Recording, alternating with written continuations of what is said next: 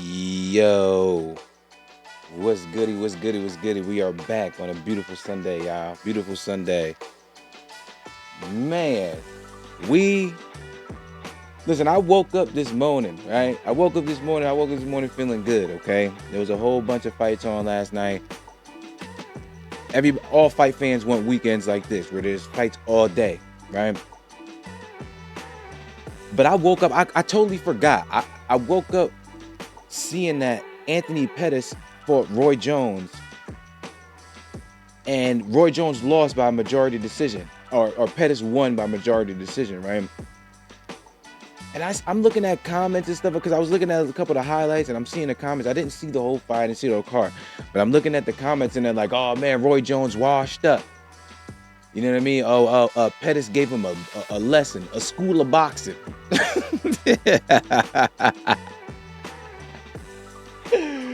Oh, that's so interesting to me. All right, we gonna get into the. I'm gonna react to this post-fight interview because I remember I didn't watch the fight. I just want to know what the big fuss is about. I need to know how this Joker Mr. Pettis feels about beating Roy Jones, the 54, 55-year-old Roy Jones. I got to know, but we're gonna do it. We're gonna do it after this though. Definitely slow down. Roll with him and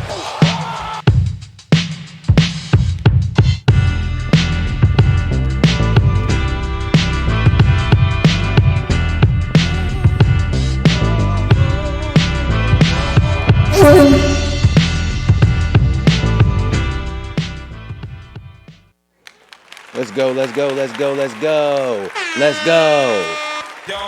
Yeah, let's go. All right. I'm interested. I'm interested in seeing this. I'm telling y'all, I'm interested because I don't know. I don't get the big hoopla. You know what I'm saying? I don't get the big hoopla. Let's go for a second. Let's go.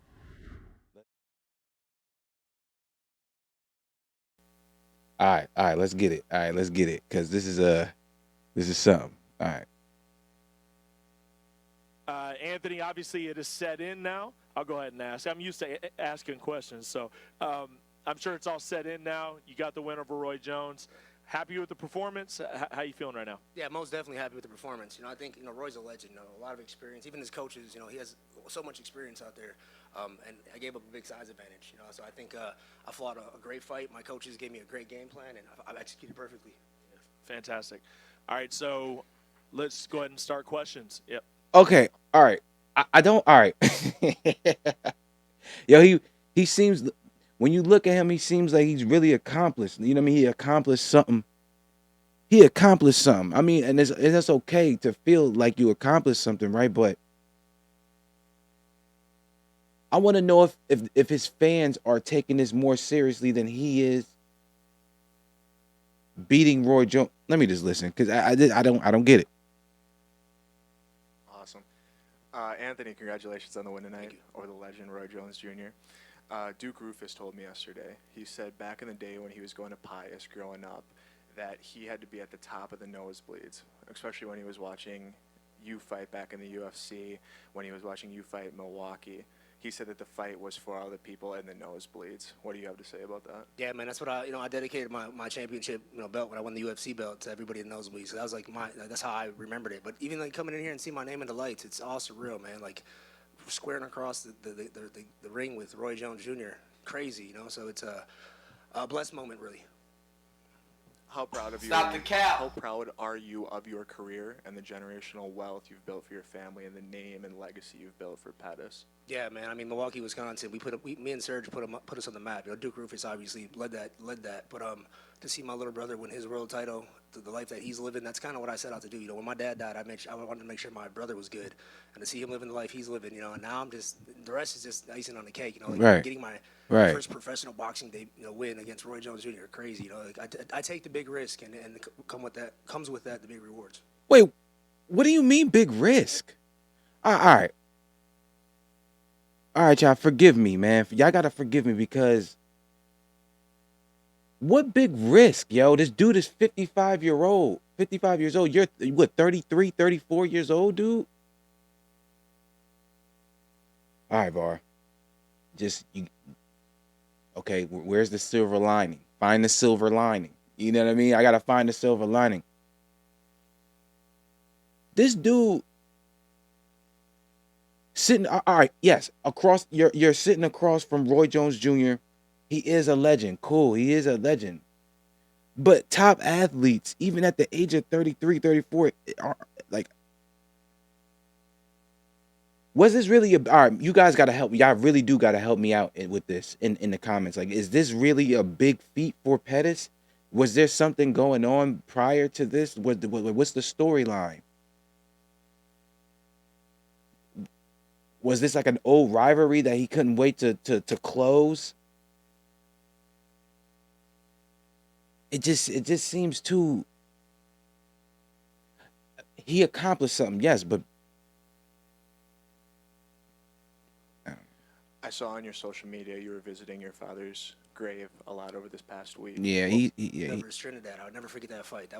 Thank you, Anthony. Thanks. How me and my brother started fighting. I'm gonna skip some of this because I don't. When a lot of fighters, I feel like a lot of fighters, they have this idea of an age or a time frame that they are looking to retire. Is facing someone like Roy Jones Jr. at 54 years old, does that kind of 54. erase that for you if you already had that in mind? I hope so. I think all the fighters that listen to social media, I see it all the time. A fighter gets a loss and social media goes on them. Oh, you need to retire. You suck. You quit. I feel like there's opportunities out there for us, and this is what we do, and we put all of our lives into this. And as long as I can say yes to opportunities, I will.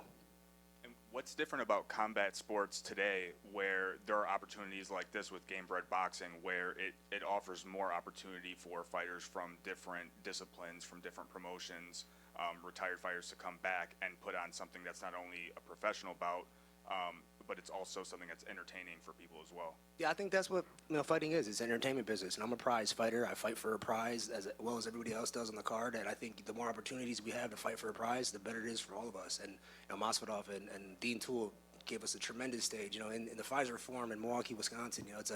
It feels good to be here. It feels like how it should feel at this level. And I think we'll have a lot more opportunities like this. I mean, it was an entertaining card. Watching all the fights, there was a lot of entertaining fights on that. So I think we'll have more opportunities like this.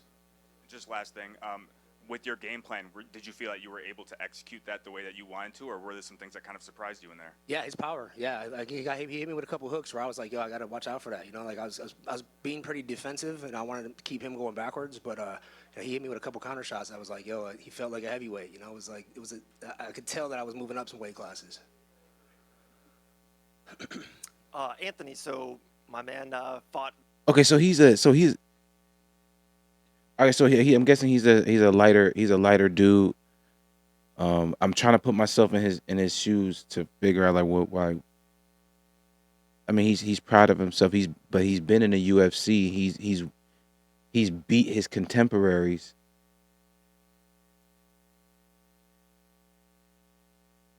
This should be like an exhibition match. And to be honest with you, when I looked at the highlights, Roy Jones looked like he was smiling a lot. You know what I mean? And the fact that I saw a lot of the fans, in the comment section talking about, oh, he's washed up, he needs to just hang it up. How do you let this joker here, win a majority decision? Or I wish he would just stop. Like, these are the things that I'm looking at. These are the things that I'm looking at in the comment section, and that's what drove me to do this reaction video, because I want to know exactly how he feels. And honestly, this damn post, these questions they're asking him, is not giving me anything. It's not helping me understand how he felt. Like, it's not helping me understand this. It's not helping me understand. I guess it's not for me to understand.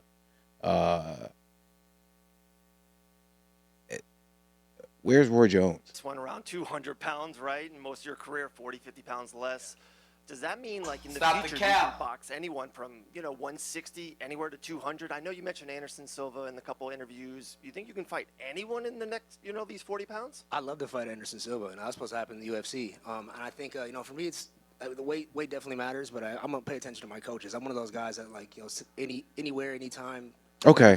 The rule set, I'm down to fight. Okay. So I listen to my coach, Jorge Capatillo. He definitely, helped me get to this position I'm in. Okay, right it's now, starting to come I'm together. Be strategic on the fights that I take, but I'm having fun with this. You know, I'm having a good time. I'm getting better. I'm enjoying the process. Okay.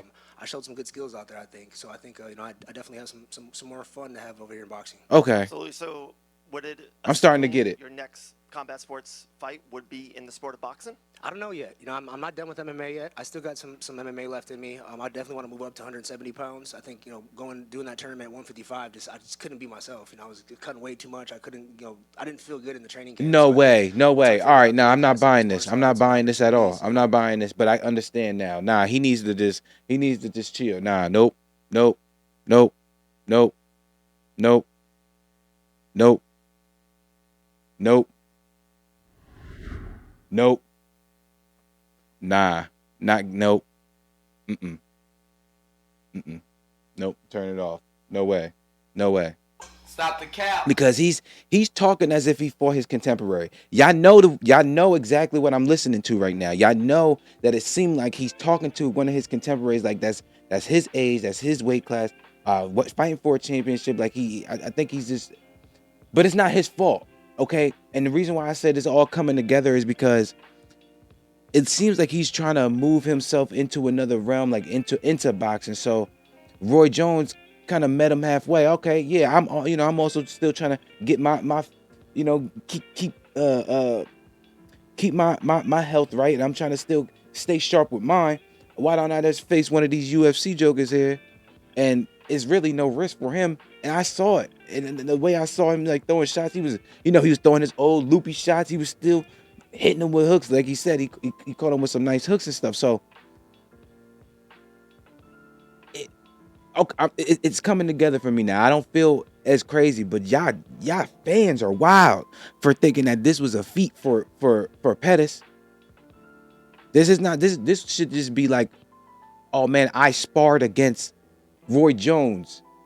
That's the only thing that you should be proud of. You sparred against Roy Jones. You're able to get in there with a professional fighter who was once arguably one of the has the best left hook that the boxing's ever seen.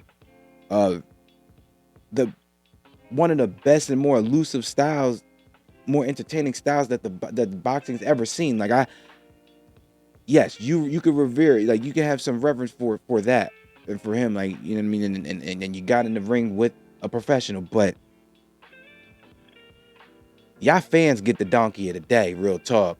Y'all fans get the donkey of the day. That's real. And you know that's right. Because that's wrong for y'all to be saying that about Roy Jones. Like, oh, he need to hang it up. This dude is having fun.